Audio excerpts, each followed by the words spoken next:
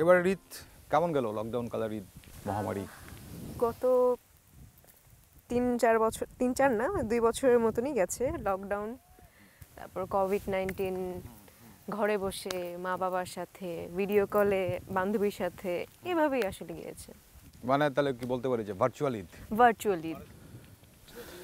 আচ্ছা, এই যে এখন এই কোভিড মহামারী সারা পৃথিবী তো থমকে আছে, মানে এটি হচ্ছে বিচ্ছিন্নতার কাল। তো বিচ্ছিন্নতার কালে আমাদের তো ভার্চুয়ালের উপর নির্ভরতা বেড়েছে। অনেক কিছু এখন আমরা অনলাইনে করি যেগুলো আগে হয়তো অনলাইনে করতাম না। এটি কেমন মনে হয় আপনার কাছে? এটা আমি আসলে দুইভাবে দেখি, একটা পজিটিভ আর একটা নেগেটিভ। নেগেটিভ দিকটা হলো, যেহেতু আমি সিনেমার মানুষ, আমি চাইবো যে আমার সিনেমা কিংবা অন্য কারো সিনেমা হলে আসুক, কিন্তু এটা দেখতে পাচ্ছে না। সিনেমা হলও কমছে, সিনেমা হল প্রায় কত 16-17টির মতন আছে। তো আমি আসলে চাইবো না যে আমাদের বাংলাদেশে, আমাদের দেশে আসলে এত কম সিনেমা হল থাকুক, অন্য দেশের মতন সিনেমা হল থাকুক, এটা আমি আসলে চাইবো। কিংবা অন্য দেশের থেকে, মানে অন্য দেশের তুলনায় আরও বেশি হল থাকুক, এটা আমি চাইবো। সো এইটা আসলে আমি নেগেটিভভাবে দেখি। আর পজিটিভ সাইড হলো, যেহেতু এখন আমাদের কোভিড-19 এই সিচুয়েশন, একটা প্যান্ডামিক সিচুয়েশন, সিনেমা হলে গিয়ে তো অবশ্যই সিনেমা দেখতে আমি বলবো না, বাসায় থাকতেই বলবো। সো এই সিনেমা দেখার জন্য আসলে কোন প্ল্যাটফর্মটা দেখা যায়, ওটিটি প্ল্যাটফর্ম কিংবা ফোনে, ইউটিউবে, সবাই এটাই দেখতে চায় এখন। তো এইটা আসলে আমার পজিটিভ দিক। তো একটু যদি এভাবে জানতে চাই, সিনেমা আবার সমাজের মানুষজনকে কিছুটা শেখায়ও। তো সিনেমা কতটুকু বিনোদনের আর কতটুকু হচ্ছে মানুষের জন্য শেখার? শেখার বলতে অনেকেই আছে যারা একটু নাচ গানের সিনেমা দেখতে পছন্দ করে, মানে ফুল কমার্শিয়াল সিনেমা দেখতে পছন্দ করে। অনেকে আছে আর্ট ফিল্ম দেখতে পছন্দ করে। এটা আসলে যার যার উপর ডিপেন্ড করছে যে কে কীরকম সিনেমা দেখতে পছন্দ করে। যেমন আমি শান নামে একটা সিনেমা করেছি, এটা ফ্যামিলি নিয়েও দেখতে পারবে, গার্লফ্রেন্ড বয়ফ্রেন্ড নিয়েও দেখতে পারবে, হাজব্যান্ড ওয়াইফও দেখতে পারবে, মানে সবাই দেখতে পারবে। আর এটা আছে সাইকো, এটাও সবাই দেখতে পারবে। এটাতেও এমন কোনো কিছু নেই যে ফ্যামিলি নিয়ে দেখা যাবে না। তারপর জিন, এটা একটি ভৌতিক সিনেমা। ভৌতিক সিনেমার প্রতি আলাদা একটা সবার টান থাকে। যেমন আমি পার্সোনালি ভৌতিক সিনেমা, হরর ফিল্ম আসছে, এটা আমার দেখতে হবে, এটা আমি মনে করি। তো 100%-এর মধ্যে আই হোপ 95% দর্শকরা ভৌতিক সিনেমা দেখতে পছন্দ করে। বাংলাদেশে এই মানে ভিন্ন ধরনের গল্প, সেটি হোক ভৌতিক, হোক কোনো মনস্তাত্ত্বিক, মানে যে ধরনের ট্র্যাডিশনাল গল্পের বাইরে অন্য ধরনের গল্প মানুষজন কিভাবে নেয়, আপনার কাছে আরেকটু বিস্তারিত বলবেন? অন্য ধরনের গল্প আসলে আমি যতদূর জানি, কিংবা আমি যদি অ্যাজ অ্যান অডিয়েন্স হিসেবে বলি, আমি খুব যেটা আমাদের সাথে আসলে প্রতিনিয়ত ঘটে থাকে কিংবা ঘটছে, একদম কি বলো এটাকে, বেসড অন ট্রু স্টোরি যেটাকে আমরা বলি, তো ওই টাইপের মুভি দেখতে আমি পছন্দ করবে, এবং মানে পছন্দ করি এবং করব। এবং সবাই যাতে রিলেট করতে পারে যে না, এই কাহিনীটা আমার সাথে ঘটছে, কিংবা এই কাহিনীটা আমার সাথে ঘটতেও পারে। এবং একটা মেয়ে অভিনয় করছে, যাতে আমি রিলেট করতে পারি যে এই মেয়েটা তো আমার মতনই, কিংবা এই মেয়েটা আমার পাশের বাসার মেয়ের মতনই। তো এরকম টাইপের মুভি আসলে দেখতে সবাই পছন্দ করে। যতদূর আমি করেছি, যেমন আমি দহন সিনেমাটি করেছি, দহন সিনেমাতে আমার ক্যারেক্টার ছিল হচ্ছে আমি একজন গার্মেন্টসের মেয়ে। তো এর জন্য আমি আসলে বুঝতে পারছিলাম না যে গার্মেন্টসের মেয়ের ক্যারেক্টারটা করব। আমি তো আসলে জানি না যে গার্মেন্টসের মেয়ের মানে কীরকম তারা চলাফেরা করে, কীরকমভাবে তারা কথা বলে।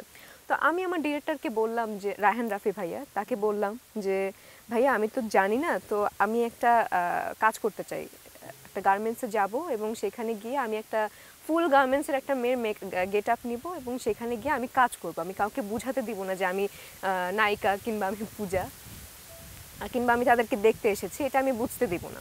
আমি আসলে তাদের মতনই মিশে যেতে চাচ্ছি।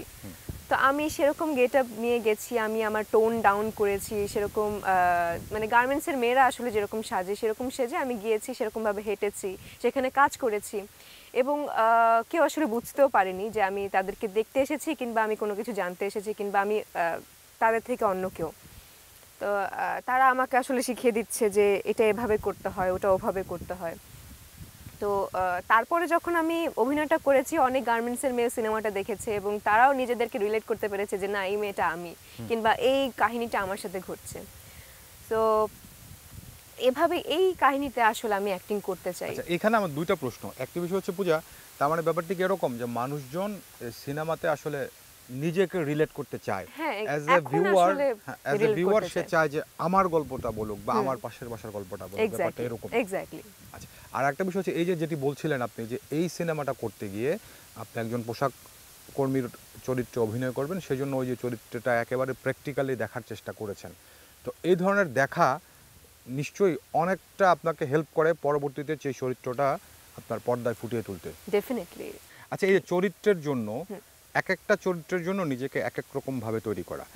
আমি যদি এভাবে বোঝেন তো, যে ধরেন আপনি একজন শিল্পী, শিল্পীর বাইরেও তো একজন মানুষ। ডেফিনেটলি। একজন প্রত্যেকটা মানুষের নিজের একটা ব্যক্তিত্ব আছে, নিজের এক ধরনের জীবনযাপনের ধরন আছে। তো এটির বাইরে গিয়ে এক একটা চরিত্রের জন্য এক এক সময় নিজেকে এক এক রকমভাবে তৈরি করা, কখনো পোশাক কর্মীর পরিচয়ে নিজেকে তৈরি করা, কখনো হয়তো আপনার ইউনিভার্সিটির ছাত্রী হিসেবে নিজেকে তৈরি করা, কখনো অন্য কোনো পেশার জন্য নিজেকে তৈরি করা। এই নিজেকে ভাঙার জন্য যে চ্যালেঞ্জটা, সেই চ্যালেঞ্জটা কেমনভাবে আপনি উপভোগ করেন? এটা আমি খুবই এনজয় করি। আমি একই ক্যারেক্টার প্লে করতে পছন্দ করি না। যখন আমি কোনো সিনেমার অফার পাই, আমি আমার ডিরেক্টর কিংবা আমার প্রোডিউসারকে বলি যে ভাইয়া আমাকে 5 দিন কিংবা মিনিমাম 2 দিন সময় দিতে হবে ওয়ার্কশপের জন্য কিংবা রিহার্সালের জন্য, যাতে আমি সেই ক্যারেক্টারের ভিতরে ঢুকতে পারি। মানে আমরা তো আর রোবট না যে সুইচ অন করলো, আমরা প্লে করা শুরু করলাম, সুইচ অফ করলো, অফ হয়ে গেল। তো এটা আসলে সম্ভব না আমাদের দ্বারা। সবশেষে আমরা একজন মানুষ। তো আমার ডিরেক্টর কিংবা প্রোডিউসার সেই কথাও শোনে এবং তারাও অ্যাপ্রিসিয়েট করে যে না, আমার আর্টিস্ট খুবই কি বলে এটাকে, কাজের জন্য সিরিয়াস। এক্স্যাক্টলি। তো এই টাইমটা পেলে আমি 2 দিন টাইম নিয়ে আমি আসলে রিহার্সাল করি এবং যে আমার কো-আর্টিস্ট থাকে তার সাথে একটু ফ্রি হই। এবং মানে এই টাইমটা আসলে আমাদের কেমিস্ট্রি বিল্ড আপ করতে অনেক সাহায্য করে এবং স্ক্রিনে আসলে সেটা খুব ভালোভাবে ফুটিয়ে তুলতে সাহায্য করে। তো এভাবেই আসলে আমি প্রস্তুতিটা নিই। তো এই জায়গাতে মানে মুভিতে বিশেষ করে সেটা সারা দুনিয়াতেই জুটি প্রথা একটা কথা আছে। তো জুটি প্রথাটা আপনার কাছে কেমন লাগে? আমাদের দেশেও তো অনেক বড় বড় বিখ্যাত বিখ্যাত জুটি আছে। জুটি প্রথা কেমন লাগে আপনার কাছে? জুটি প্রথা আসলে হ্যাঁ, জুটি প্রথায় আমি বিশ্বাসী। কারণ জুটি প্রথায় বিশ্বাসী না হলে শাবনূর ম্যাম, সালমান শাহ স্যার, তারপর ববিতা ম্যাম, রাজ্জাক স্যার, এরা আসলে অনেক জুটি হয়ে অনেক সিনেমা করতে পারতেন না। এবং এর জন্যই আসলে বিশ্বাসী। তারপরে এলেন অপু অপু বিশ্বাস দিয়ে এবং সাকিব ভাইয়া। তো তারা জুটি হয়ে অনেক সিনেমা করেছে এবং আমার জুটি হিসেবে সিয়ামকে অনেকে পছন্দ করে। অনেকেই চায় যে না, সিয়াম পূজা আরও অনেক সিনেমা করুক এবং পরপর 3টা সিনেমা করলাম, লাইক পোড়ামন 2, দহন, এরপরে করলাম শান। তো দেখা যাক এরপরে কি হয় এবং আরও অনেক স্ক্রিপ্ট পেয়েছি। যদি ভালো হয় অবশ্যই সিয়াম পূজার জুটি হিসেবে আবার কাজ করবে এবং হ্যাঁ, জুটি প্রথায় তো অবশ্যই বিশ্বাসী। ঈদ যখন আসে, সেটি রোজার ঈদ হোক আর কোরবানের ঈদ হোক, যারা আপনারা ফিল্মে অভিনয় করেন, এক ধরনের থ্রিল কাজ করে যে এই ঈদে আমার এই কটা সিনেমা আসছে, এই সিনেমাটা আসছে, কি কতটুক দর্শক নেবেন, কতটুক নেবেন না, এরকম একটা থ্রিল কাজ করে। তো গত 2-3 ঈদ ধরে এই ধরনের একটা থ্রিল নেই, কারণ যেহেতু সব কিছু বন্ধ। তো হাহাকার লাগে, শূন্যতা লাগে। কষ্ট তো লাগে, শূন্য লাগে, শূন্যতা লাগে, হাহাকার লাগে, মানে সবকিছু মিলিয়ে আসলে খারাপ লাগাটা কাজ করে। কারণ ঈদের মতন এত বড় একটা উৎসব, সেই উৎসবে একটা সিনেমা আসা সেটা অনেক বড় ভাগ্যের একটা বিষয়। আমার 2018-এ পোড়ামন 2 এসেছে। আমি আসলেই অনেক লাকি যে প্রথম সিনেমা বলতে গেলে আমার নূরজাহান, কিন্তু পোড়ামন 2 দিয়ে আসলে লঞ্চ করা হয় যে পোড়ামন 2 নায়িকা পূজা চেরি। বলতে গেলে পোড়ামন 2 আমার প্রথম সিনেমা। তো প্রথম সিনেমা মানে কজনেরই ভাগ্যে আসে যে প্রথম সিনেমা ঈদের মতন এত বড় একটা উৎসবে আসা। তো এটা আসলে একটা ভাগ্যের বিষয়। তো দ্বিতীয়ত শান আসার কথা ছিল, বাট এটা আসলে ভাগ্যই বলবো, দুর্ভাগ্য বলবো যে আসতে পারলো না। আবার এলেও চাইতাম না যে কেউ সিনেমা হলে গিয়ে সিনেমা দেখুক, যেহেতু প্যান্ডামিক সিচুয়েশন চলছে। তো আমি আসলে ওয়েট করি যে সিনেমা হবে, সিনেমা যদি আসে ঈদের মতন একটা উৎসবে, বড় একটা উৎসবে আমরা সবাই অপেক্ষা করি সুন্দরের জন্য, দিন কেটিয়ে সুদিন আসবে।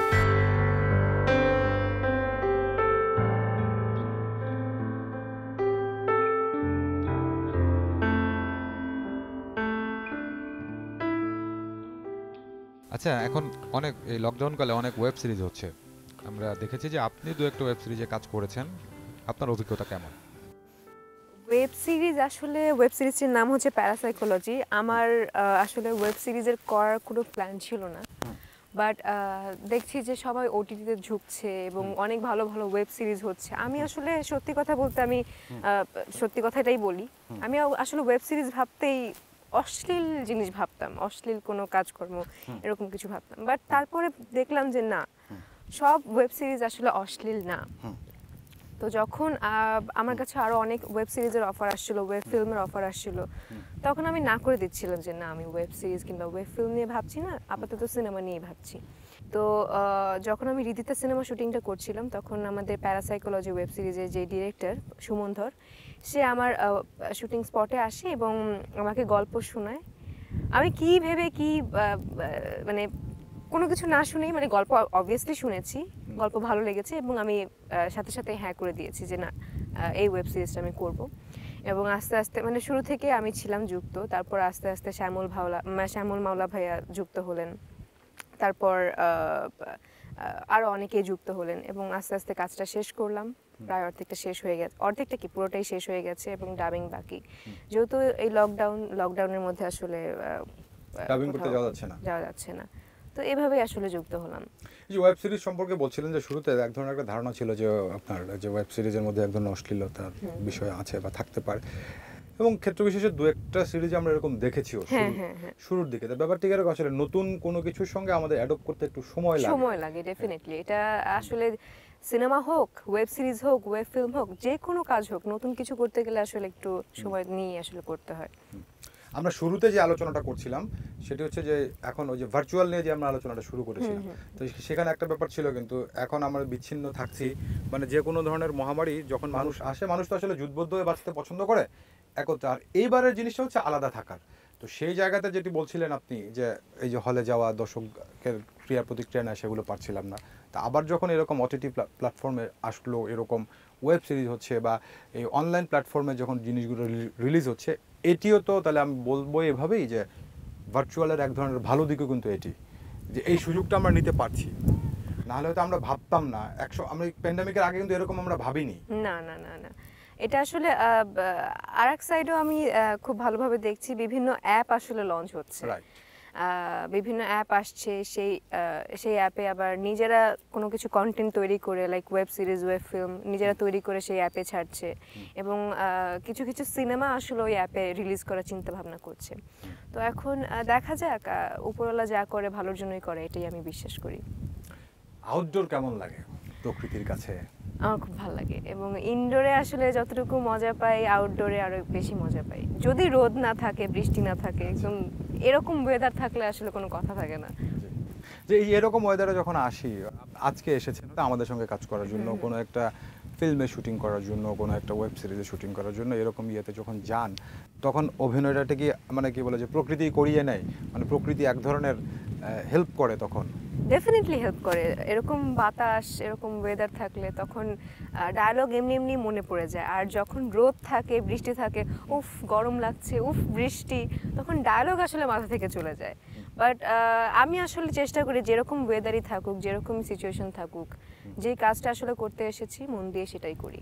কোনটা ভালো লাগে, সমুদ্র, পাহাড়, নদী, মানে প্রকৃতির কোন জিনিসটা বেশি পছন্দ? আমার সমুদ্র খুব ভালো লাগে। সমুদ্রের কাছে গেলে একটা আলাদা ফিলিংস কাজ করে।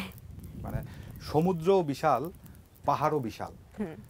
সমুদ্র পুরো আকাশ ধারণ করে, পাহাড়ও ধারণ করে, কিন্তু সমুদ্র বৃষ্টির জল ধারণ করে, পাহাড়ের প্রতিচ্ছবি ধারণ করে, আকাশের প্রতিচ্ছবি ধারণ করে, আর পাহাড় হচ্ছে বৃষ্টির জল গড়িয়ে দেয়। সেই জন্যই কি সমুদ্র পছন্দ? না, আমি এত কিছু আসলে, এত কঠিন ভাষা বুঝি না। আমার আসলে জল জিনিসটা খুব ভালো লাগে।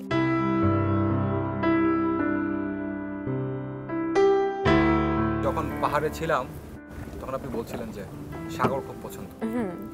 সাগর পর্যন্ত আমরা যেতে পারি, নদীতে এলাম, সাগরের বিকল্প মানে সাগরের ছোট ভাই। নদীতে কেমন লাগছে এখন জলের কাছে? ওই তো বললাম না, আমার জল জিনিসটা খুব ভালো লাগে। জলের, সেটা সমুদ্র হোক, নদী হোক, খাল হোক, বিল হোক, জল থাকলেই হলো। তো এরকম একটা ওয়েদারে নৌকায়, মানে এই ওয়েদারের প্রেমে না পড়ে থাকতে পারলাম না।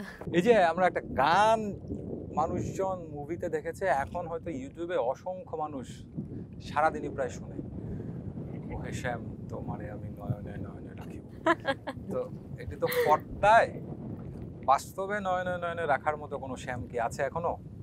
এই তো এই যে এই কোয়েশ্চেনটা আমাকে প্রত্যেকটা জায়গা থেকে করা হয় এবং আমি যতই অ্যাভয়েড করতে চাই তত আরো বেশি ধরে মানে জলের মতো প্রশ্নটা গড়িয়ে গড়িয়ে আসেই। হ্যাঁ আসেই না, ওরকমটা এখনো হয়নি, এখনো পাইনি, আর পেলেও আমি ধরে রাখতে চাই না, কারণ এখন যে কাজটা করছি সেই কাজে আসলে মনোযোগী থাকতে চাই। এবং এর আগেও আমি বলেছি, প্রেম প্রীতি ভালোবাসা এগুলো সব প্যারা মনে হয়।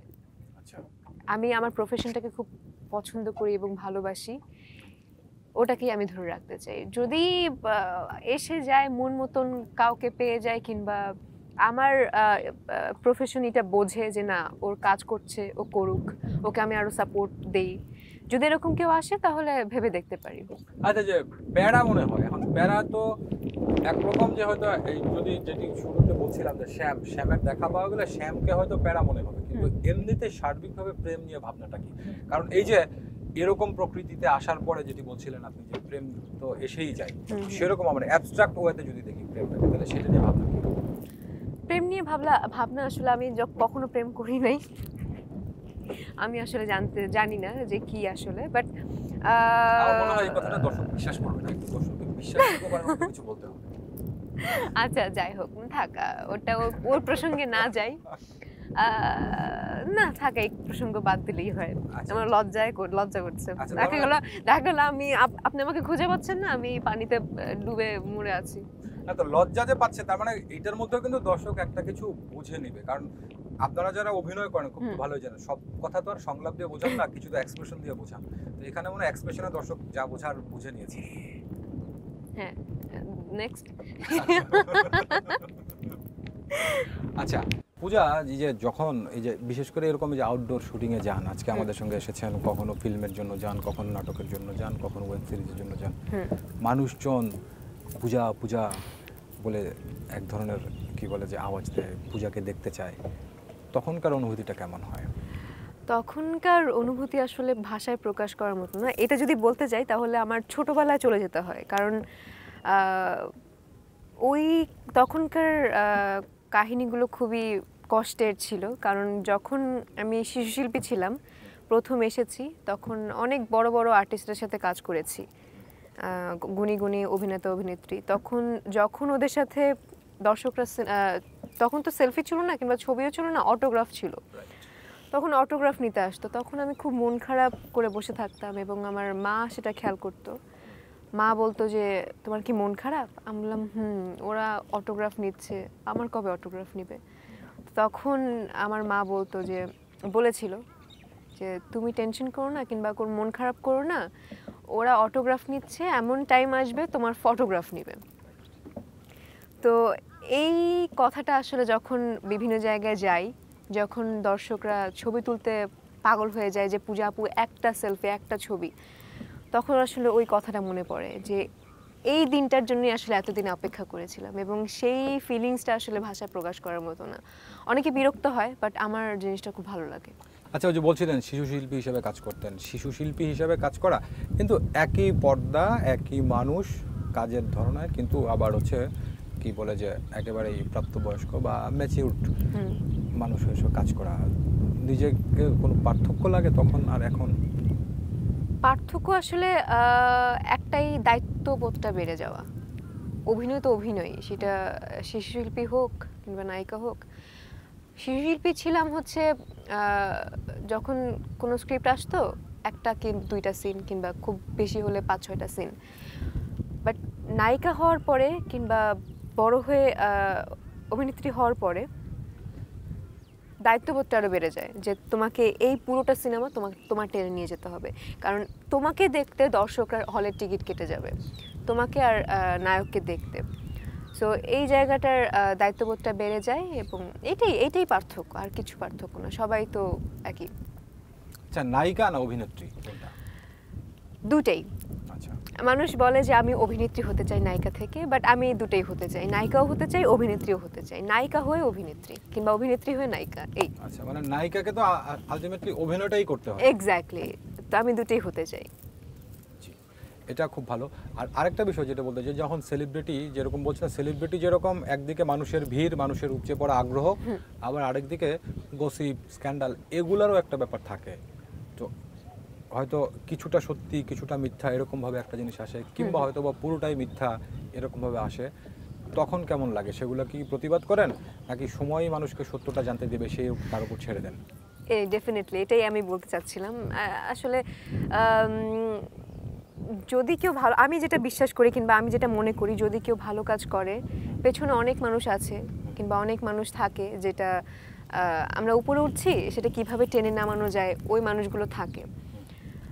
আমি কাউকে মেনশন করছি না যে এরাই করে, বাট অনেকে থাকে।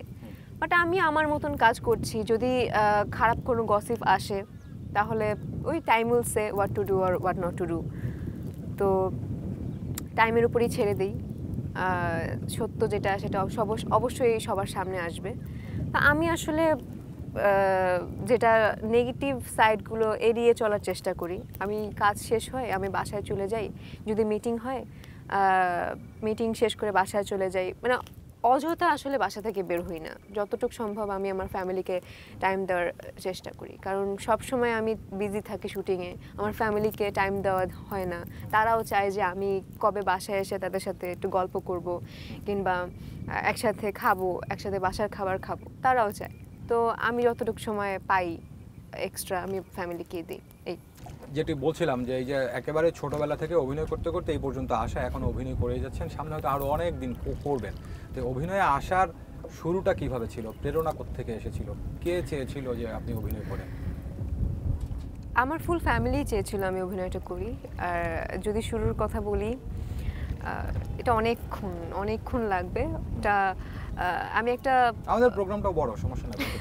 আমি একটা ওই যে হয় না সালোয়ার কামিজ অথবা থ্রি পিসে ক্যাটালগ দেওয়া থাকে, সেখানে মডেলরা জামা পরে সালোয়ার কামিজ পরে ওইটা করছে, মডেলিং করছে। তো ওইখানে আমি আমার একটা আন্টি নিয়ে গেছিল, তো ওইখানে একজন পরিচালক ছিল, সে দেখে আমাকে পছন্দ করে এবং ওখান থেকে আসলে যাত্রাটা শুরু। আস্তে আস্তে আস্তে করতে করতে জাজ মাল্টিমিডিয়ার প্রথম সিনেমা ভালোবাসার রং, অগ্নি, এরকম করে করে আসা শুরু। দুইটা প্রজন্ম তো আসলে কখনো তুলনা চলে না। একটা প্রজন্ম যখন কাজ করেছে, আবার এর পরের প্রজন্ম যখন আসে, এক এক রকম সামাজিক পরিস্থিতি ছিল, টেকনোলজি এক এক রকম ছিল, দর্শকের রুচি এক এক রকম ছিল, আবার পরের প্রজন্মের সাথে আরেক রকম হয়। তো তারপরেও আপনাদের এই প্রজন্মের যারা কাজ করছেন, আপনারা কি মনে করেন যে আমরা এই প্রজন্ম আমাদের সিনেমাটাকে বাংলাদেশের গণ্ডির বাইরে নিয়ে যেতে পারবো? সেরকম আত্মবিশ্বাস কাজ করে ভিতরে?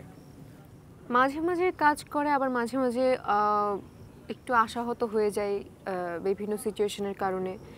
বাট যদি আশা রাখি, যদি স্বপ্ন থাকে, সেটা অবশ্যই সত্যি হবে, যে যদি আমি চাই। আমার চাওয়ার উপর ডিপেন্ড করছে যে আমরা আমাদের ইন্ডাস্ট্রি কোথায় যাবে। আমরা যদি না চাই, যদি ঢিল ছেড়ে দেই, হবে না, আমাদের টেনে নিয়ে যেতে হবে।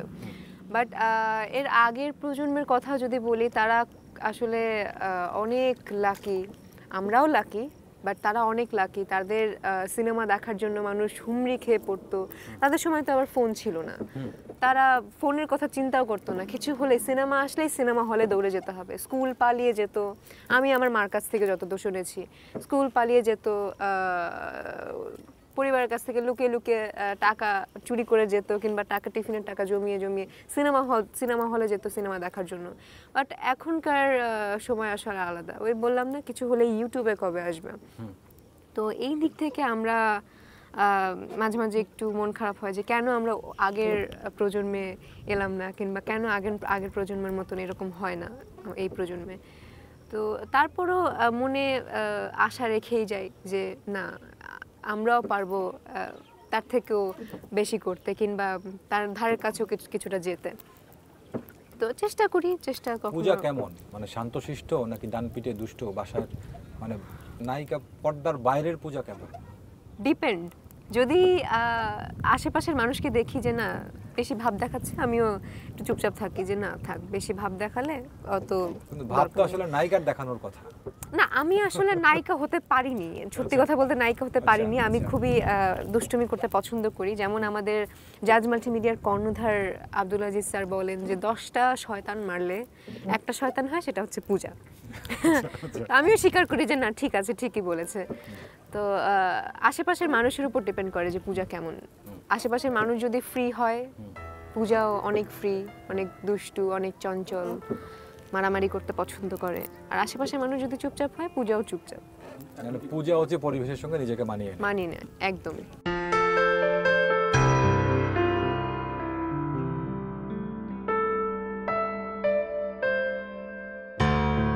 সকালবেলাতে আমরা ছিলাম একেবারে এই কাঁচা বাঁশের নিচে, এখন শুকনা বাঁশের উপরে বসে আছি। কেমন লাগছে? দোলনা জিনিসটাই ভালো, সেটা কাঁচা হোক আর শুকনা হোক, দোলনা আছে তো এটাই অনেক। আচ্ছা, আর দোলনা, তা দোলনাও দুলছে আর সেই সঙ্গে আমরাও বাতাসও- দুলছি, বাতাসও আমরাও দুলছে, বাতাসও সব কিছু দুলছে। একসাথে দুলছে। আচ্ছা আচ্ছা পূজা, একটা বিষয় সকালবেলা বলছিলেন আমাদেরকে, বা শুরুতে এই আলোচনার শুরুতে বলছিলেন যে হরর মুভি খুব ভালো লাগে। থ্রিলার কেমন লাগে? থ্রিলার ওই সময় বলতে ভুলে গেছি, থ্রিলারও খুব ভালো লাগে। ইদানিং খুব থ্রিলার মুভি দেখতে খুব ভালো লাগে। যেমন বলিউডের অনেক থ্রিলার মুভি দেখেছি এবং দেখছি এবং খুঁজি নেটফ্লিক্স কিংবা বিভিন্ন সাইটে যে কোন থ্রিলার মুভিটা বেশি ভালো লাগে। যেমন আমি বলিউডের একটা মুভি দেখেছি, আমি অজয় দেবগনের প্রেমে পড়ে গেছি, দৃশ্যম মুভিটার নাম। তারপর আছে অন্ধাধুন, তারপর রাস্তাসান, অনেক থ্রিলার মুভি আছে যেগুলো দেখলে আসলে শুয়ে দেখছি, মানে মাঝখানে আমি বসে পড়ছি, এরকম টাইপের থ্রিলার মুভি দেখতে খুব ভালো লাগে, যাতে গায়ের লোম খুব দাঁড়িয়ে যায় আর গুজবাম হয়, এরকম টাইপের থ্রিলার মুভি দেখতে ভালো লাগে।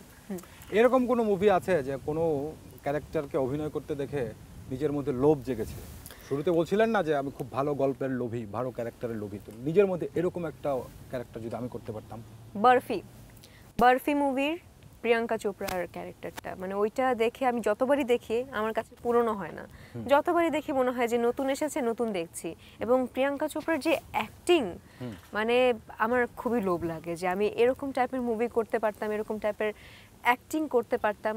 জানি না ওরকম পারবো কিনা, বাট আমি চেষ্টা করব যে সব থেকে বেস্টটা দেওয়ার। তো এই ক্যারেক্টারটা করতে লোভ লাগে।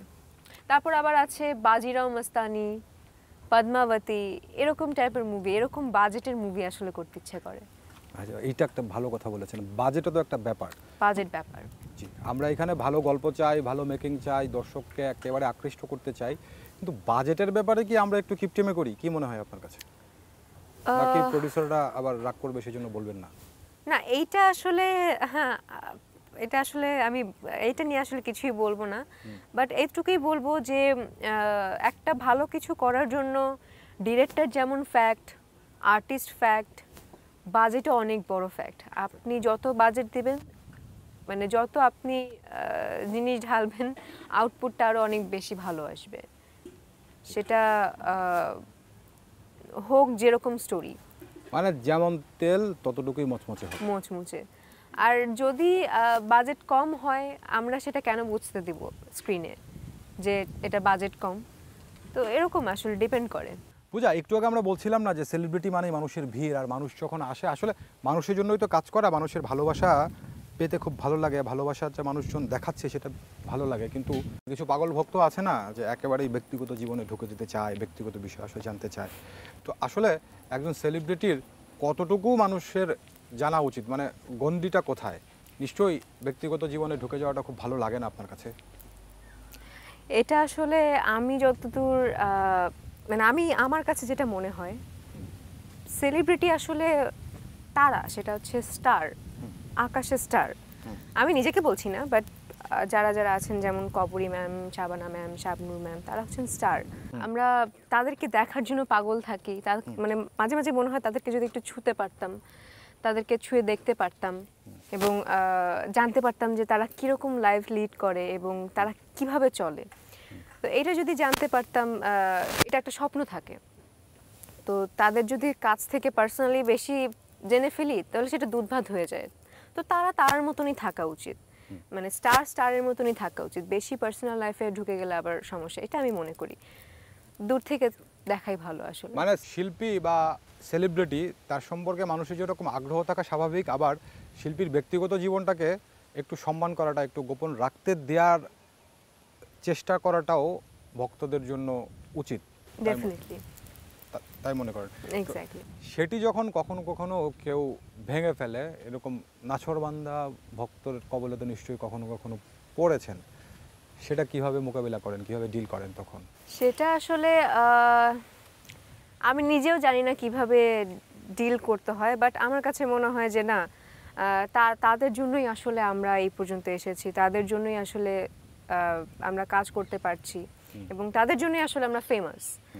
তো তাদেরকে যদি আমরা অবহেলা করি যে না তুমি আসতে পারবে না, তোমার সাথে কথা হবে না, কথা বলবো না, যেতে বলো, কিংবা আমার অ্যাসিস্ট্যান্টকে বললাম যে দেখা করবো না, যেতে বলো, তাহলে তারা মুখ ফিরিয়ে নেবে এবং তাদের মধ্যে একটা কথা মানে সবসময় ঘুরপাক খাবে যে না সেলিব্রিটির অহংকার, কিংবা এই মেয়েটা অহংকার, এই নায়িকাটা অহংকার।